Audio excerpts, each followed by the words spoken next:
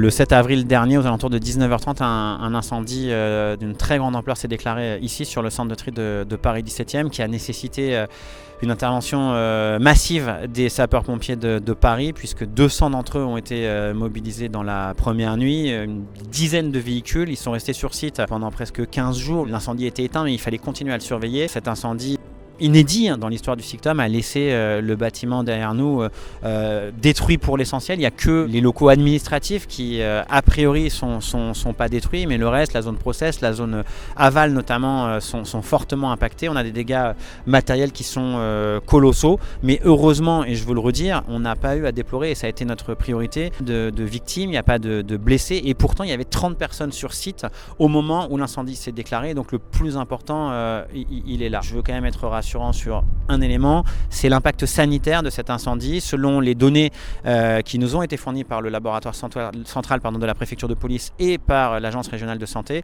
les concentrations en polluants qui auraient pu être liées à cet incendie sont tous très en deçà des seuils réglementaires, et donc de ce point de vue, je voulais évidemment rassurer celles et ceux qui nous écoutent.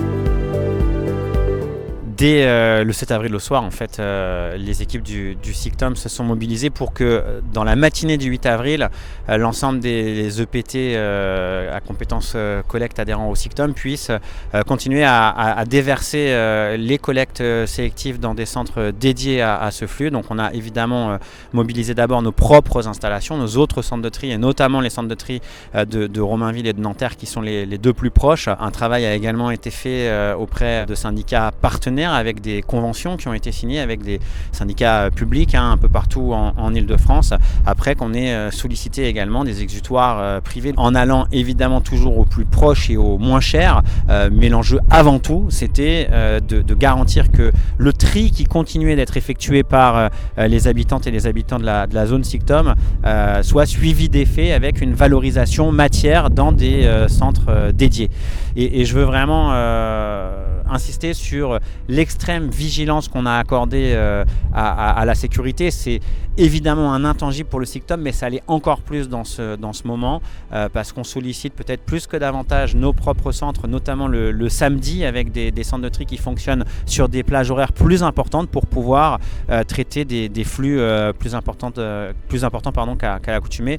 Et je veux finir pour répondre à cette question en saluant vraiment la mobilisation des équipes du SICTOM. Elles en sont coutumières, mais dans ces proportions, pas forcément, et elles ont su trouver des solutions semaine après semaine. Elles continuent à y travailler parce que les solutions qu'on a aujourd'hui sont pas celles qu'on aura demain et après-demain, et il va leur falloir continuer à être extrêmement mobilisés. Et je veux aussi saluer et remercier nos partenaires, nos syndicats partenaires que j'ai souvent l'occasion de rencontrer, et qui, dans les heures qui ont suivi cet incendie, nous ont fait des propositions. Ici quelques tonnes, ici quelques heures où ils nous mettaient leurs usines à disposition, et je veux vraiment les remercier parce que c'est grâce à cette solidarité qu'on réussit à garantir la continuité du service public. Déjà, il faut savoir que les pompiers ont quitté le site le 23 avril dernier, c'est-à-dire qu'ils sont restés du 7 au 23 avril. Et depuis une quinzaine de jours maintenant, le site est gardienné 24 heures sur 24. Il y a un effort de barriérage qui a été fait, de signalétique, pour éviter évidemment que des badauds rentrent dans la parcelle. Il y a une interdiction, un arrêté d'interdiction de circuler dans l'enceinte de l'usine. Il y a également un arrêté de péril qui a été pris.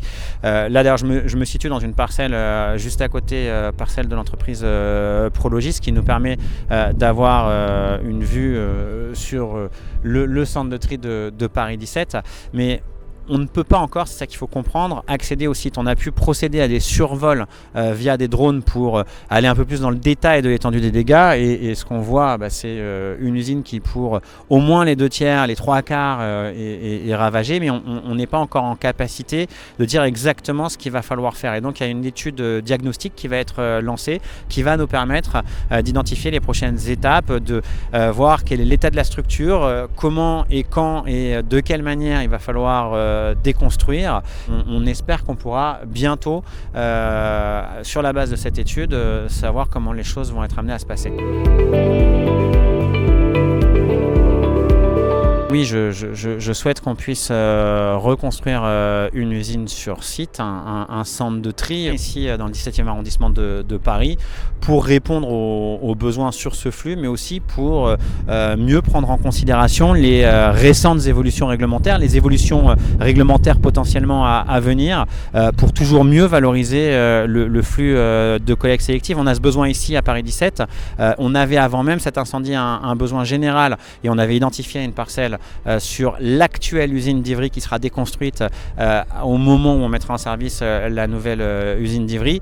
Il y a ce besoin, mais je souhaite qu'on puisse mener une étude d'opportunité pour regarder techniquement quel est le besoin au regard des évolutions réglementaires dont je viens de faire mention. Mais en tout état de cause, moi je veux dire que le flux collecte sélective qui progresse année après année, on souhaite évidemment qu'il continue à progresser et que les ordures ménagères résiduelles, elles, baissent. Et donc, si ça continue à progresser et on va s'en donner les moyens, on aura besoin de centres pour les traiter, dont à l'évidence un ici à nouveau sur le 17e arrondissement, y compris pour faire montre de la résilience du SICTOM, de la résilience d'un service public important comme celui de traitement des déchets ici en zone urbaine.